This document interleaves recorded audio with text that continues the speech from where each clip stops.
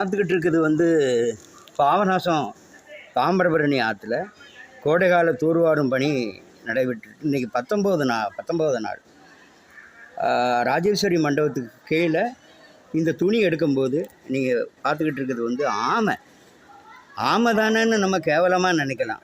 ஆனால் ஆமை வந்து நன்னீரில் வாழக்கூடிய ஆமை வந்து 100 வருஷம் வாழும். 100 வருஷம் வாழும். அந்த 100 வருஷத்தில் ஒரு டேம் தண்ணியை சுத்தம் பண்ணும்.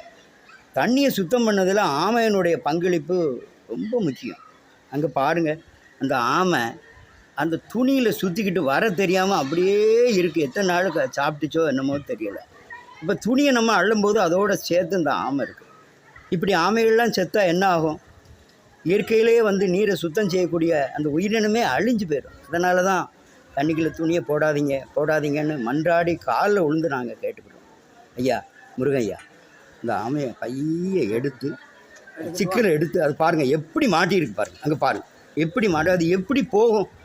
அது என்ன யாரையாவது கூப்பிடவா செய்யும்? அது போக தெரியல. நல்ல பாருங்கள், நல்ல வசமாக மாட்டிக்கிட்டு. கொஞ்சம் இங்கே இங்கே காட்டுங்க. இங்கே பாருங்கள் எப்படி போகும். அந்த கை ரெக்கையில் சட்டை ரெக்கையில் போய் மாட்டிக்கிட்டு எப்படி இடுங்க.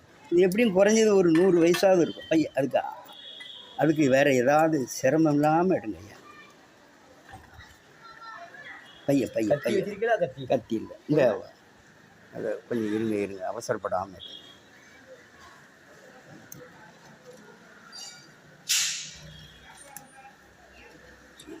பாருங்கள் எவ்வளோ டைட்டாக இருக்குது. அது முடியுமா? பாவம் மூச்சு தண்ணி எத்தனை நாள் சாப்பிடாமல் இருந்துச்சு. அவ்வளோ வந்துட்டு பாருங்கள் எவ்வளோ நிம்மதியாக அது மூச்சு விட்டுக்கிட்டு இருக்கு பாருங்கள். ஐயா அதை எடுத்து அப்படியே தண்ணிக்குள்ளே விட்டுங்க. அப்படி வாங்க பைய வாங்க. அதனால தான் துணியை போடக்கூடாதுன்னு மண்டாடி பைய அங்கே பாருங்கள். ஐயா எவ்வளோ சந்தோஷமாக போகுதுன்னு பாருங்கள். எவ்வளோ சந்தோஷமாக போகுது. போயா இவன் பாட்டில் போ சாமி போ. எத்தனை நாள் சாப்பிட்டுச்சோ போங்க. ரொம்ப நன்றி.